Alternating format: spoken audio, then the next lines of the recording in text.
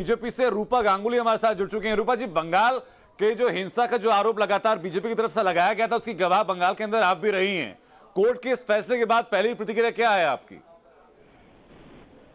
देखिए, पश्चिम बंगाल सरकार तो ऐसी हालत हम लोग की कर दी है जहां वो स्वीकारने के लिए तैयार नहीं है कि क्या क्या हुआ है पश्चिम बंगाल में।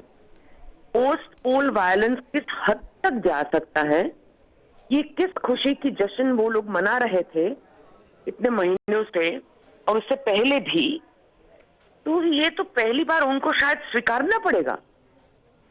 उनको स्वीकारना सबसे ज्यादा इम्पोर्टेंट था ताकि सरकार को समझ में आए, सरकार माने इस बात का। था हम लोग तो चिल्ला चिल्ला के मर रहे थे, हम लोग को तो बात का कोई मान्यता ही नहीं दे रहे थे। हालांकि हम लोगों ने वोट नहीं दिया राज्य सरकार को, इसका मतलब ये तो नहीं है कि करोड़ों लोग जो वोट नहीं दिए बीजेपी को, टीएमसी को, ऐसा तो नहीं कि वो लोग इस राज्य के वासी नहीं है।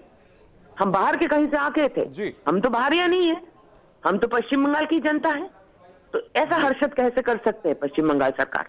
इस बार शायद मानेंगे। और जानना चाहूंगा आपसे कि क्या इस फैसले से ये भी स्पष्ट होता है कि पश्चिम बंगाल पुलिस की जो कार्रवाई रही वो कार्रवाई पक्षपातपूर्ण रही, या वो कार्रवाई बायस थी, इसलिए जो कि जो लॉ एंड ऑर्डर होता है स्टेट सब्जेक्ट होता है, उसके बावजूद स्टेट से कहा गया कि पूरी जो कार्रवाई है, पूरी इन्वेस्टिगेशन है, आप सीबीआई को हैंड ओवर कीजिए? तो आप मुझे ये बताइए, पुलिस कार्रवाई करती कहाँ? पुलिस कार्रवाई करती कहाँ? टीएमसी की पुलिस तो कार्रवाई नहीं करती। उनका काम है कि उनके आदेश को पालन करना जो सरकार के तरफ से कहा जाता है।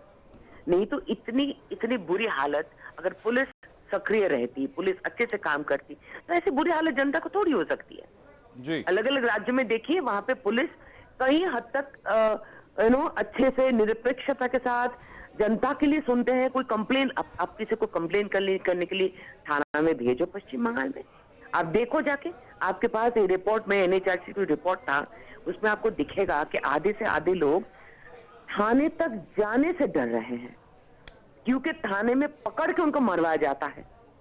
थाने से पुलिस जाके हमारे कार्यकर्ता को उठाया जाता है। क्यों? क्योंकि वो थाने में रिपोर्ट दर्ज कराने आए थे कुछ ही दिन पहले के घटना में। तो घटना की हमारे साथ सौमित्र खान जी भी बीजेपी के जो सांसद है वो जुड़ चुके हैं। सौमित्र जी, जो बड़ा फैसला